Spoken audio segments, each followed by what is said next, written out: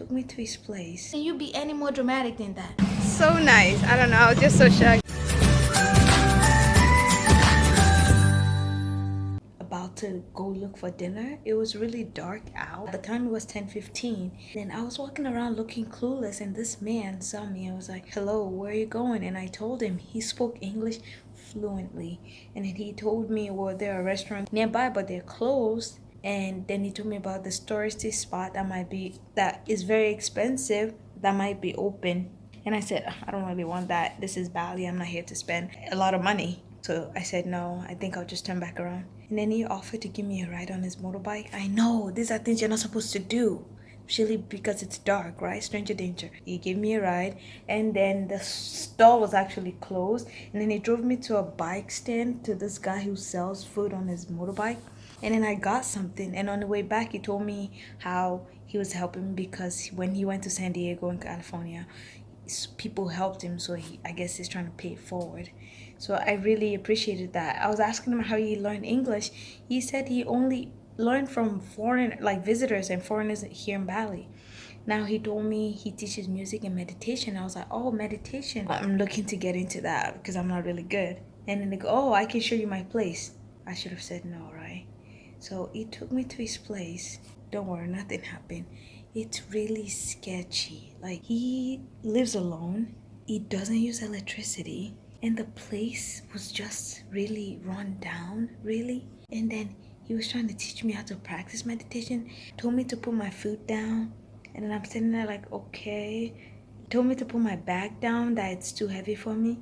I was like, okay. He left the door open, bro. I can hear the road. I can see the road. But then he's like getting into this meditation thing, like lifting my hand up. I felt so uncomfortable. So in the middle of my meditation, I was like, can I leave now? Can I leave now? And he goes, yeah, you can leave. Be safe. It's just really strange that I put myself in that situation. Okay, I'm just home now. It's quite shady around here. I haven't been recorded as much as I normally do. Today I really wanted to record the market, like show like people who have never been to Southeast Asia. Like if you've been to Southeast Asia, then this market is like any other market. It's just like stalls like neck to neck, back to back. People selling the same thing like back to each other.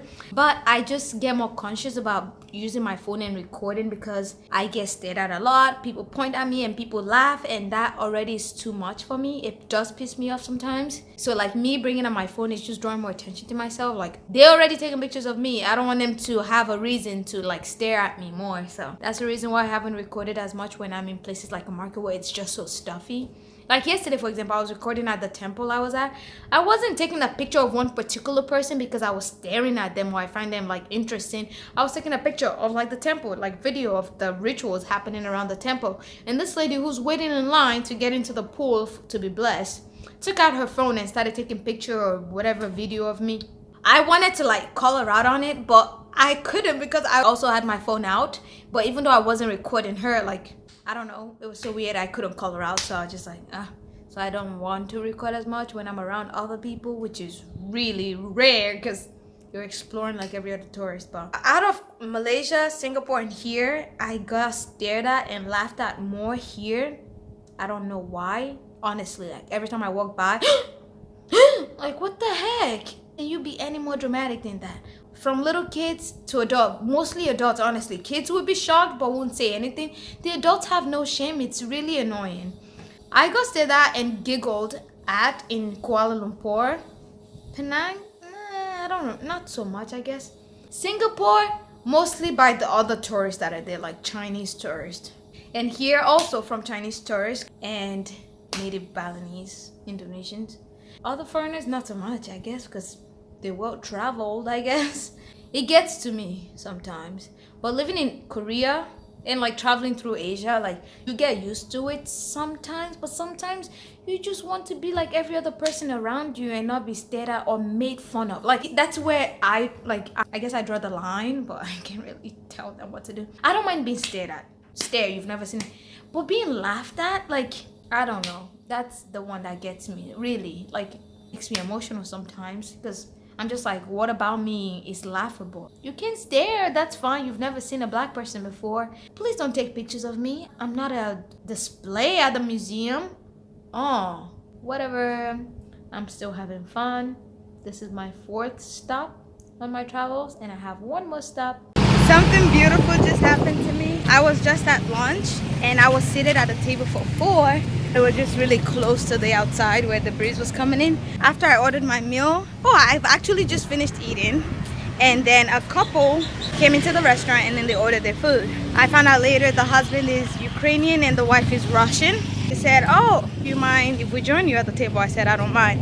Of course, I was a little bit uncomfortable because I'm like, oh, they're a couple, they're gonna sit, they're going to be like, I don't know, showing affection to each other. Those things make me uncomfortable. He said yes, they could sit and join me, and were asking me about what I've been up to. And the husband has lived in Thailand for 20 years. I love Thailand. And yeah, we're just talking, and then when it was time for them to leave, the husband got up to go pay, and then he paid for my meal. So nice. I don't know, I was just so shocked. I didn't know what to do. He didn't tell me, but then the owner of the restaurant walked over to me and said, "Oh, you should know he just paid for your meal." I was like, why? Nice people are everywhere. Bye.